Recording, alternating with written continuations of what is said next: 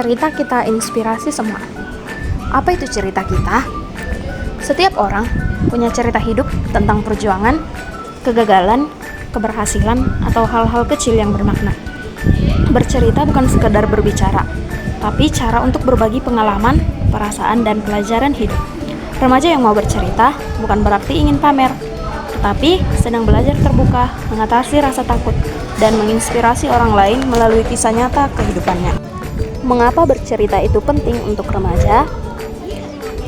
Tujuan daripada bercerita itu untuk remaja yang pertama itu menumbuhkan empati, karena kita belajar memahami kisah orang lain.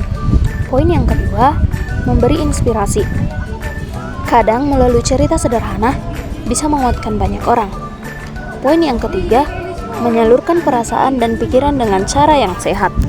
Poin yang keempat, meningkatkan kepercayaan diri dan keberanian berbicara. Poin kelima yaitu membangun hubungan sosial yang lebih hangat dan terbuka. Bercerita itu penting ya teman-teman remaja.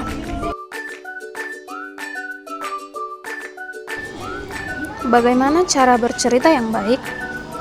Yang pertama itu kita harus terlebih dahulu memahami isi daripada cerita. Artinya dengan memilih pengalaman yang bermakna, bisa cerita lucu, sedih, atau menyentuh, sehingga kita bisa memastikan ada pesan positif di dalamnya. Yang kedua yaitu susun cerita dengan sederhana, dengan menggunakan rumus 3 bagian. Rumus yang 3 bagian yang dimaksud adalah pada tahap awal, perkenalkan situasi atau latar belakang cerita. Yang kedua atau tengah yaitu konflik atau pengalaman utama.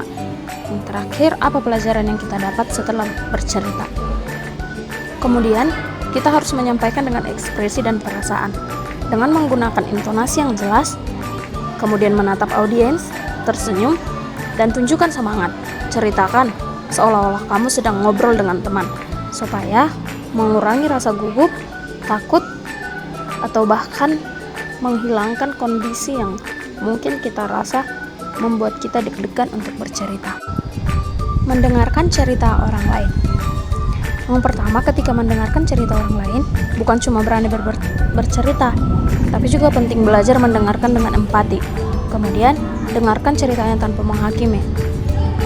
Dilanjut dengan tunjukkan perhatian lewat sikap dan ekspresi.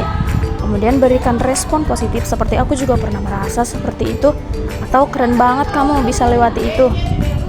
Sehingga dengan mendengarkan kita belajar menghargai perbedaan pengalaman dan memperkuat rasa kebersamaan.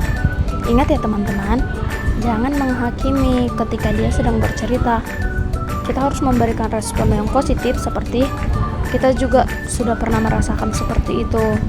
Berikan apresiasi yang sangat positif supaya bisa membangun semangat baru bagi yang sedang bercerita. Yang menjadi penutup sebagai kesimpulan daripada topik kali ini yaitu setiap remaja punya cerita unik dan berharga. Lewat cerita, kita bisa saling belajar, saling memahami, dan saling menginspirasi. Mari jadi generasi yang berani bersuara, berani berbagi, dan berani menginspirasi.